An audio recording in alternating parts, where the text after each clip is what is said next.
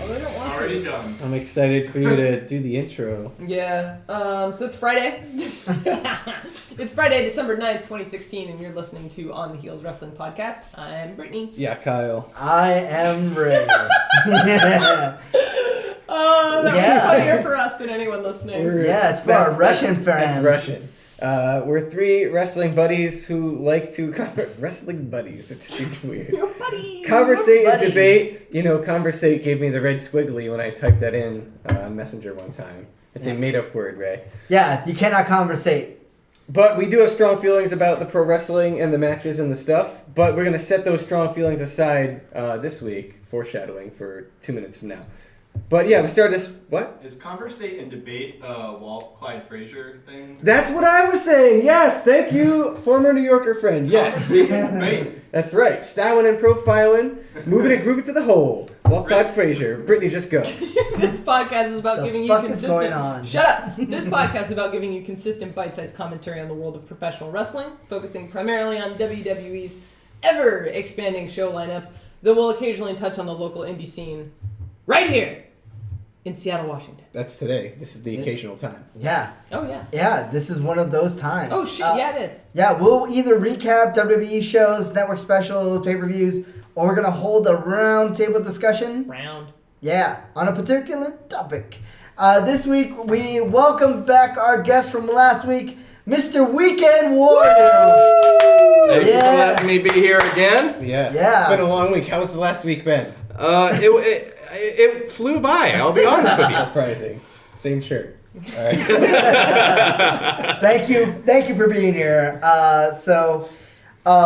Your name is Craig. Yes. What? Yeah. Oh, I know. Shit. I have an actual name. Yeah. So I thought you were like a cousin of the Ultimate Warrior. Weekend Warrior, Ultimate Warrior. All right. So, and this is kind of one of those like behind the curtain things, right? Because it's like we when we've done interviews in the past, we're like, well, do you want to keep it kayfabe or not? But this is one of those ones where it kind of blends the line because Weekend Warrior literally is his character. Yes. He's a dad and wrestles on the weekends. Yes. It's kind of brilliant. Yeah. So, sir, how long have you been wrestling for?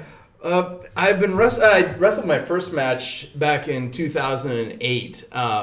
Believe it or not, is for a faction that used to be in 321 known as BXCW. BXCW, yes. I wrestled my first match there at one of their bigger shows called Devil's Nights. Mm-hmm. And I wrestled Fruit Bat of all people. Yes. Fruit Bat? Fruit Bat. Actually, that was my second match. My first match was with one of Bobby Creed's alter egos, nice. Taco Supreme. Excellent. Yes. I'm hungry. But yeah, I mean, I knew Richard through work, and he heard that I was kind of into wrestling, so I asked him to introduce me because I was like, oh, maybe I can actually do something because I've been a wrestling fan for a long time, and you know, this is something that I wanted to do, but I didn't know how to get into it. Yeah. I was like, maybe these guys will show me. Well, turns out here I am in a wrestling ring, actually putting a match together with Fruit Bat at Devil's Nights, and it wasn't for my second match ever. Wasn't too bad. Nice.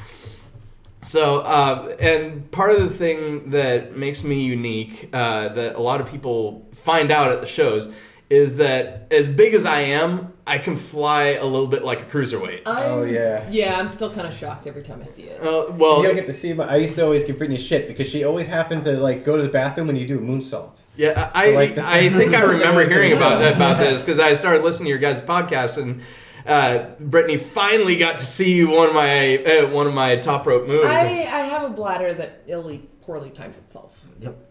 So I'm sorry. But the moonsaults are great. Moonsaults. The times my mom appreciates them. Yeah, but a little behind the scenes thing and a history on me here is what allows me to do that is I spent the first 10 years of my life as a gymnast. Oh, okay. So there's That's a lot of muscle memory. I was really good at what I did. A lot of I was flexibility. I was competitive. Mm-hmm. I mean, I don't know if you guys were at the show where I was the 321 kid and almost killed myself. no. No, I was not. Okay, so I wrestled Bobby Creed. Okay. And this was at a 321 show. So he did a lariat, and I did this spot with Scott Henson back in BXCW. Yeah. And he gave me this huge lariat, and I did a moonsault out of it, just a flip bump. And but I sat there and I did it with Bobby Creed, and I accidentally set wrong, and I sat way backwards instead of standing over. Body over my feet. I sat way backwards, so when I actually went for it, I landed directly on my head. Oh! I mean, if you can imagine my back going full arch scorpion, everybody in the crowd took a gasp, and they thought I had just killed myself. Well, because you could have. Yeah, I probably could have. But surprising enough, my back still has a lot of the flexibility that I used to have. I walked away from it with just a minor muscle strain. Damn. God damn. So, Kids, don't try this at home. yeah, please do not try this at home. Yeah. But silver lining, if you're a young gymnast listening to the podcast, You could be a wrestler you could be someday. a wrestler someday. Yeah. We actually had to in my old gymnastics class. Two of our coaches actually did pro wrestling. They had a ladder match That's on our awesome. floor exercise. Instant cred. Damn. Yeah. Just saying. So it sounds like you had a couple gimmicks before this incarnation. I had one. You had one. I had one, and I believe it or not, I was a heel. I was not a baby face. Weekday warrior? No, I don't want to believe Weekday it. warrior. All business? No, that is my Business warrior. that is that is my nemesis. The weekend warrior kills the weekday warrior. Spoilers.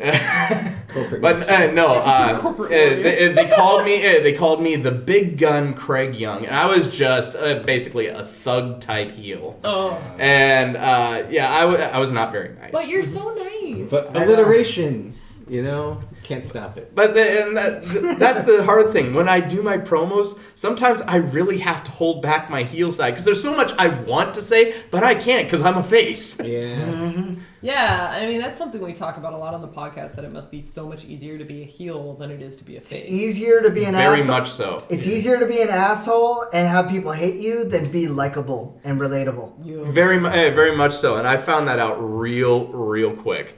And I'm blessed having a 3-2-1 audience because they got behind me real quick, and I was surprised at how quickly they got behind me. But the first taste I had Really? You do a moonsault. well, even so. Yeah. But my first taste of being a heel actually came in Canada.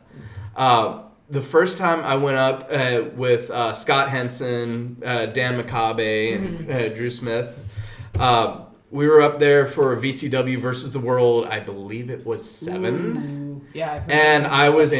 I was in one of the matches. It was me and Igor versus Bobby Creed and oh gosh darn if I can remember his brother's name. Sorry, Kyle. Anyways, anyway, This so Kyle takes no offense. yeah, I just started at the time. different Kyle. Kyle Elliott, I'm sorry. Anyways, so we have guys from all over the world there. We have guys from Great Britain over there. I sat there, I did like an interview with them because they were astounded that I could do a moonsault because my finisher then was a top rope moonsault. Yeah. Because we didn't have the low ceiling like we have now. Yeah. And they go berserk. Well, next day, it's a 2-day show, and I end up almost snapping my ankle because I wanted to try something, and I put a set of crash pads down, and I did a front flip onto the crash pads, but I under-rotated to get to my feet. I still landed on my feet, but the crash pad slipped, and and my ankle went right under my butt, and I felt 3 pops. Oh. Yeah, it was not good because it swelled up immediately. Interviews And I was both like- my favorite episodes and the worst episodes. I was so bummed. I was like, guys, I need to do something in this match, and because everybody was wanting to see me for some reason. I was like, they came out in the match I was supposed to be in. Every single person that came out all of a sudden got a chant, "You're not Craig! You're not Craig!" And I'm sitting here going, oh my God, they're going to hate me. This is like my 4th match in my entire life. Yeah.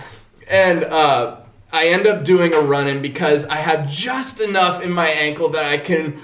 that I taped it up, ran out, and did like 3 moonsaults on Bobby Creed. Oh my God. And I mean, I have never had, even in 3-2-1, I have never had a reaction like that. The place erupted. It's a place full of wrestlers. I had 6 guys in the front row doing the bow down pose to me, and it was such a rush. That's awesome. But yeah, a lot harder to be relatable than it is to be an ass and get booed. Yeah. We get the opposite thing where, like, so we sit in the face section at 3-2-1. Oh, but like, I am such an asshole. Normally. Well, not just that, but also the I part sat where behind you last show. Yeah. we appreciate the heel work too, so we'll be like laughing or like, oh, that was great, and then it's like, oh shit, We gotta keep it quiet. Oh, no. You can't let him hear that. Every time, like Sarian or somebody's just a real douche, I'm just like, this is good stuff. Both Kyle and Brittany will like literally pull me down from a standing ovation sometime. I'm like, that was so good. Oh shit, sorry, I forgot where I was. Know your role. Oh, shit. Well, Sorry. you and Hombre Secreto just can't get enough of that. No. Not at all. We got similar tastes. So I mean, in terms of like the Weekend Warrior though, like where did that like come Where together? did that come from? Believe it or not, that was a gimmick that was given to me because they were trying to figure out what they wanted to do with me in 3-2-1. They knew I had some talent. I had been away from wrestling for a very long time. I'd been away from wrestling for 5 years. Damn. I wrestled in BXCW for about a year and a half. And then I moved to Pennsylvania, and I was out of the wrestling scene, period, until I got back. And I got in touch with the guys, and they were wrestling for 3-2-1. I was like, well, can I come down? Maybe I can start wrestling with you guys. Well, they were trying to figure out what they were going to do with me, and then finally they said, we have an idea for you. Because I actually pitched a dark idea. I had a completely different idea because I was used to being a heel. Yeah. Being a heel is easy, like we said. They're like, no, we're gonna have you be a face, and we're gonna have you be this guy. He's kind of past his prime. He's older, but he wants to show he's still got it. So that's where the Weekend Warrior came through, and they were like, maybe we could go like a Casey Jones type look, and then I kind of took it from there. I was like, well, hey, my God. I was like, hey, you know what? I still have some jorts that I used to Yes, wrestle in. the The jorts. Darts! It's like if John, 10 years from now, John Cena, right? Yeah. And then I was like, it needs something a little bit more, and that's why I got the headband going. I like it. That's awesome. I like it. How would you describe your wrestling style then? It's kind of a hybrid style. I would almost, I wouldn't say it's unique, but there's not many big guys you see fly around like I do, but I can do the strong style stuff just as well. Because I've found that I can showcase different things with different opponents. I went up against Tommy Lawless, and I was able to show a lot more of my high fly. Matter of fact, I did a head scissors on Tommy Lawless, the first one I have ever done, but we were able to pull it off. Yeah. I can sit there and I can kind of bounce around on the ropes, but then on a smaller guy like Dante Smythe, for example, I was able to show a lot more power. And try and be a little bit more of that imposing physical force rather than flying around. Because I mean, really, do you want a small Dante smush spot in the middle of the ring? I mean, No, you just we don't want to kill you slap him around, it's over. I just really don't think he gives a shit. Yeah, That's true. Well, I mean, He does, but only in his So notebook. would you say Yes. like if Only you're to his notebook. compare to like someone on like WWE roster, kind of like Kevin Owens, sort of? no, you know what? I have seen one guy that I can really compare myself to, and he's not in WWE. He's in Lucha Underground. Ooh. The Mac. Oh, shit, yeah. The Makes Mac. I was like, I looked at him, That's I saw how he can be, but I saw how that guy can fly. I was like, he is like the black personification of me. Awesome. Love it. Nice. So I want to know what your most memorable match was. My most memorable match. Oh, this is going to be an interesting one. My most memorable match was against a guy by the name of Matty Kincaid. Ooh. You guys actually know this guy because nowadays he goes by the name of Eddie Van Glam. Now, if you can picture Eddie Van Glam without long hair, he had short, spiky hair. What? Yes. Oh, this feels weird. Yeah, I know. All we heard about was big time Bill Bates. Yeah. Oh, that's the other right. only alter egos. Yeah. All right. But so he and I have this match at Receive It in BXCW. And we went through this whole plan. And we are having the match of our lives. I mean, we had the crowd in the palm of our hands because they had seen what I had done to my ankle because I was thinking about doing a 450 splash. Mm-hmm. That was how the front flip came into be. God damn it. Fuck. and all of a sudden, he has me up on the top turnbuckle, and I actually knock him off. And first there's chanting, broken ankle, broken ankle. and then all of a sudden, I cut him off, and I throw him down to the mat, and he's positioned perfectly. And then all of a sudden, the crowd goes silent. As I stand up, you hear one guy go, "Oh, God." But the thing was, it was a build because it was a tease that didn't happen because I actually did a swanton. I did a full swanton on him, which I have a still picture of, and I'll show you guys later. You can send it to us, and then we'll post it on that will be Facebook the page. image. I have a bunch of my old match photos on my man. my own Facebook page, which I still need to make a Weekend Warrior Facebook page. I know, but that wasn't even the most memorable part. The most memorable part was the fact we were going to this ending, the epic ending that we had planned up. All of a sudden, out in the distance, we hear, "All right, guys, that's it." I look over, and the police had shown up. Oh, no. We got shut down before our match ended. Oh, shit. Wow. And here's the thing. The ending of that match is an ending that Eddie used a year and a half ago. It was the turn back time ending. Oh, my God. We were that was originally our match's ending at that particular. That's just crazy. Shit. That's awesome. Should have got royalties. So, we had you on the podcast last week. We talked to you a lot about wrestling. I want to know, when did you first start watching wrestling? That's a loaded question because there's two different answers to that. Are we talking religiously, or are we talking first start just kind of watching on and off? You could do both, because Ray and I were answer the question. I mean, I started watching it on and off in the early 90s. And let's be honest, I'm not an old guy like my gimmicks says. I'm only 33 years old, so all right. I'm in the early 90s. I'm in second grade. So, same here. So I started watching back then. I remember watching Ric Flair, and Sting before he went gothic pro.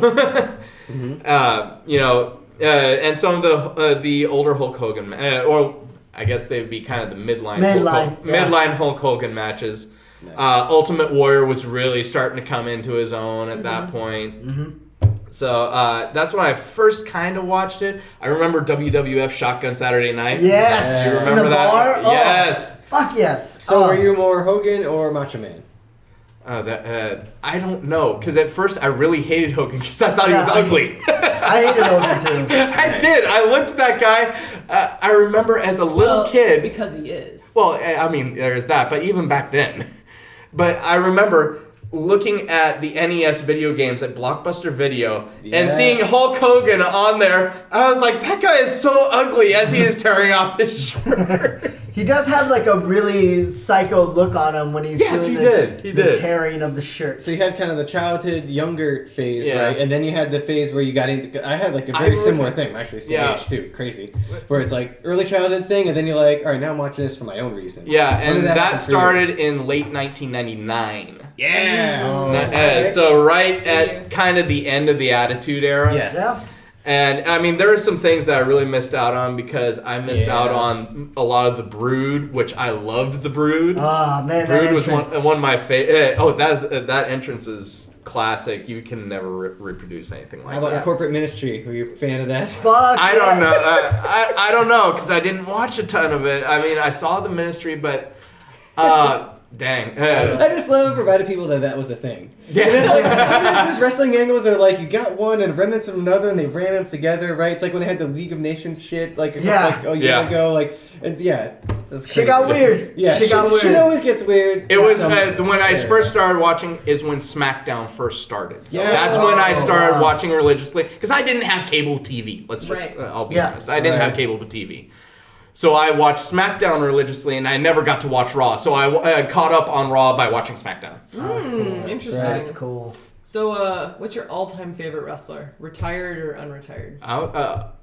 This is going to be a different answer. I don't think he's a lot of people's favorite wrestler, but I was always a fan of Kane. Oh, really? Wow, Kane. that's interesting. I loved the psychology of his character. Just I haven't liked him as much since he had the mask that shows his face. Mm-hmm. I think it took something away from his character when they took that part of the mask away. Mm-hmm. When he had the full face mask, there was no emotion. Yeah, he was a robot. He was practically a robot. You couldn't tell if he was in pain, and he didn't really show a lot of it. One of those matches I remember is his match with Midian. Mm-hmm. And, I mean, Midian sitting there kind of beating on him. It looks like it's supposed to hurt, but it doesn't look like it's phasing him all that much. I mean, he's doing all these submissions. Kane's sitting here flexing his hand, flexing his arm, because Midian's working over his arms on the ropes. But still, I mean, it's like he's keeping him at bay. Yeah. I think Kane... I think they missed the boat on a lot of stuff with him, which is really unfortunate because I know when he won his first world title, he actually wasn't supposed to because that was a mistake that Austin got busted open the way he did. Mm-hmm. But I think they missed the boat. I loved the resurgence they gave him where they tied everything together from his past to his present in his second world title reign. Mm-hmm. When he first came in and he buried the Undertaker alive, if I remember correctly, and then they just brought the whole story from '98 to present. They brought it all to a head, and I thought that was brilliant. Was that when he first became like the first bald Kane? Like, or was that he was still unmasked? That was unmasked at that point. Yeah, and he had been unmasked for a while, and he had been kind of relegated for a longest time. He was relegated to mid-card status. Yeah, which he deserved so much more. Mm-hmm. Yeah, yeah, all-time favorite character. I gotta go Kane. Do you have any thoughts on Team Hell No when he tagged with Daniel Bryan? I really gritted my teeth when that initially happened, to be honest with you. I think we all did. Yeah, what because did you think as it went they brought him back, and they brought him back as a true monster again.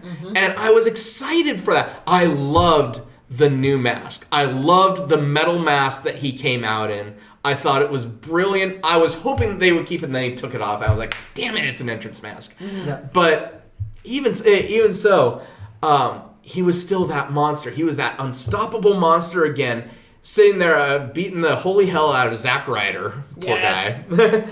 To have this match, even though John Cena went over in the match, he was still the most dangerous guy on the roster at that point.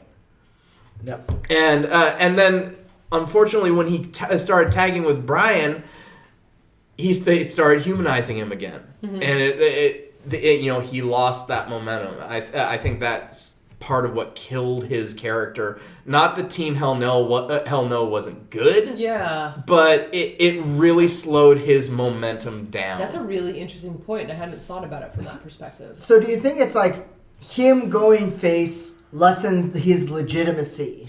Not really, because there was plenty of times when he was face in a full mask, and he was still just as dangerous. Take his feud with X-Pac, for example. Yeah, actually, I was going to bring that up. Yeah, I mean, he had this huge feud with X-Pac.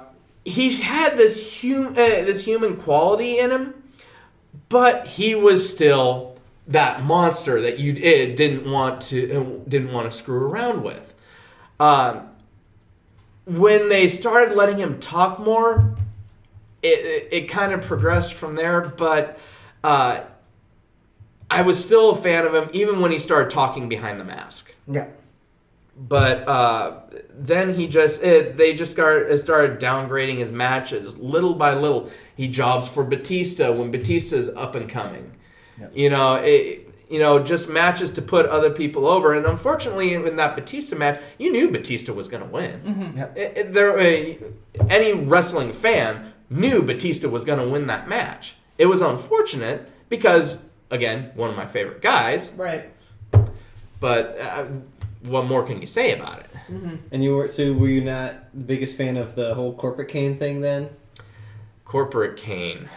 That in my opinion, there's two Kanes. There is masked Kane and there is unmasked Kane. Okay. And unmasked Kane just did not work. I'm sorry, it wasn't Kane anymore. It humanizes him too much. Way too much. Yeah. He still has the glass eye and everything, which still looks creepy as hell. It's kind of cool. But What about concessions, Kane?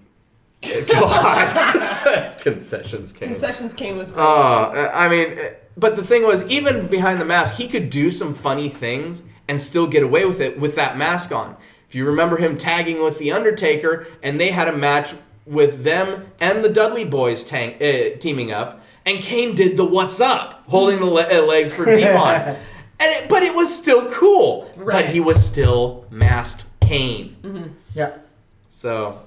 Damn.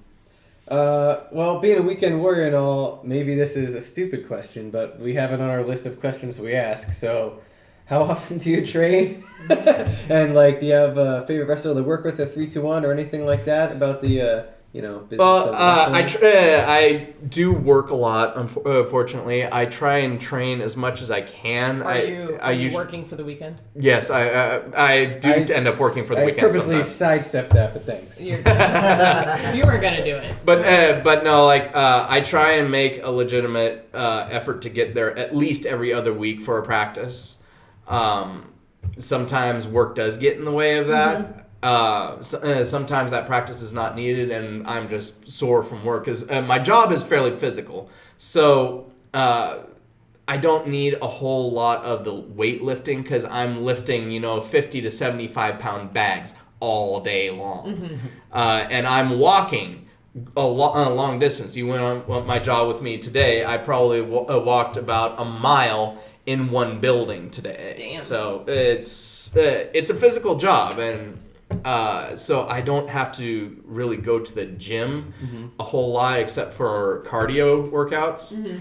which I really need to brush up on. It's starting to catch up with me a bit. I think we all need to do a little bit more cardio as I take a sip of this. But and as far as people I like to work, there's no real favorite person. I mean, all the 3-2-1 guys are great. Mm-hmm. Students and vets alike.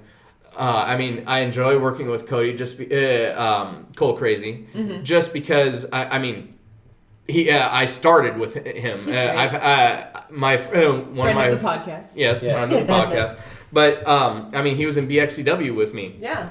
One of the cool things that I loved about horror business, by the end of it, every title holder in 3-2-1 battle, save for As Is No Warranty, was former BXCW. Oh, myself, think about that. Myself, Cole Crazy, and Tommy Lawless. That's awesome. It was kind of cool to see, to be perfectly honest. Well, you can take a page out of Cole Crazy's book and use our podcast to state your goals for the future and have them come true.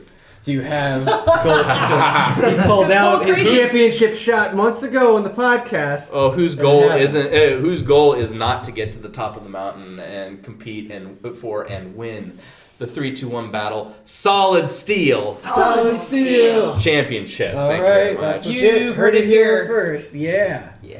That's the podcast awesome. of champions. Cool. So working with somebody in a match, What do you think are, I mean, you kind of mentioned before, like, you work with different people and it brings different things out of you.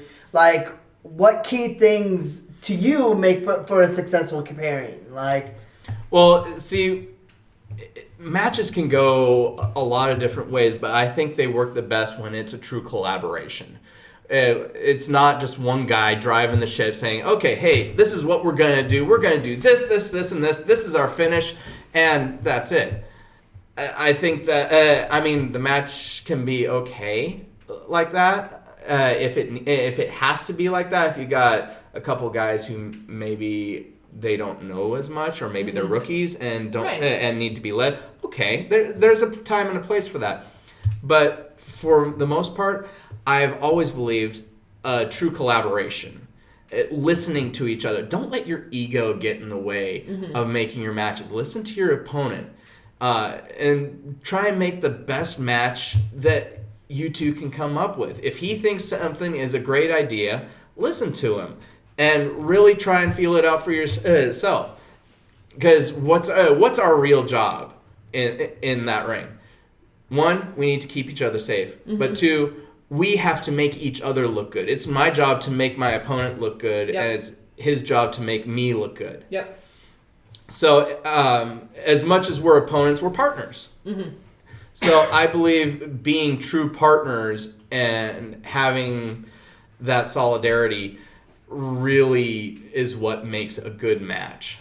Awesome. So we've only got time for one more question. If you could give advice to anyone who's looking to start wrestling, what would you say to them? Oh, boy. Make sure you're in shape, first of all. Make sure you are in shape and be ready for how grueling it actually is. It's a lot more work than it looks like, because sometimes you look at a match and you're like, why are they breathing so hard already? It's only been a minute and 30 seconds. Just acting. Yeah, and it's like it's a lot more grueling than it looks like. But, study matches from your favorite shows. Look at how they move. Look at the psychology of what they do. One of the reasons I felt I was a natural is because I feel like I'm a master of imitation. A lot of the moves that I break out at 3-2-1 battle, some of them that the crowd has never seen, I've actually never done before. When I went up and West and Steve West shot under me, and I did a cross body off the top rope. I'd never done that before. I had never done a Frankensteiner before. Speaking of Steve West, I had never done any of that. But you've got to. Again, I'm a master of imitation. I watched how the positioning was. That gymnast muscle memory plays a lot of roles there. So I know good body position and how to fall if something goes wrong. You don't panic. You can't. If you get in your own head too much, you will screw yourself up real quick. Study and then try and find the nearest place and try and see. Hey, can I help out in the gym? Can I help? Can I help sweep the mat or something like that? Start at the very bottom. Can I set up chairs? Yeah, start at the very bottom. This comes straight from Brutal Bob Evans. I mean, he said, be willing to serve. Have that service mentality. Be a nice guy. Don't be a douche. Oh, seriously. I mean, you will get a lot of respect and you will get a lot of recognition by doing those little things and being willing to serve. I'm going to throw a name out there right now. Look at Hero. Hero is amazing. Yep. Look at Hero right now. He has so much respect of everybody in that locker room. So for those that don't know Hero, he's a recent student who started working with the 3-2-1 Battle School at the Battle Palace. And Hero works security. He sets up the ring. He prepares everything. He builds the ring. He does more than I think most people do for an organization, and he just gives his time to it. Yep. And you can tell it's for the love. And we all know Hero as people who watch the show. So that itself is saying a lot. So both the people that participate in 3-2-1 and the people that attend the shows, we all love you, Hero. Yep. Yeah, absolutely. Oh man, that was a lot of good advice. Dude, thank you so much again for coming on the podcast. Yes. Oh We my love god. having And you thank on. you for the snacks. Thank you for the Circus Wars. True dad fashion brought Yeah, us man. snacks. That's right. I would have just died. Got to keep the hunger. kids fed, you know. That's right. Well, that'll about wrap it up for this week. If you like the podcast, you can find us on Twitter at OnTheHeelsWP and on Facebook.com/OnTheHeelsWP. You can find our podcast through lots of different services such as iTunes, SoundCloud, and the YouTubes. Subscribe on the YouTubes. Leave the comments not there because YouTube comments are shitty. Give us 5-star rating on You iTunes. can leave your comments wherever you like. Yeah, all right, fine. You could leave them there, but generally, think about it, Ray. YouTube comments are generally not good. It's like CNN comments. You just I don't have read a them. plugin that blocks them.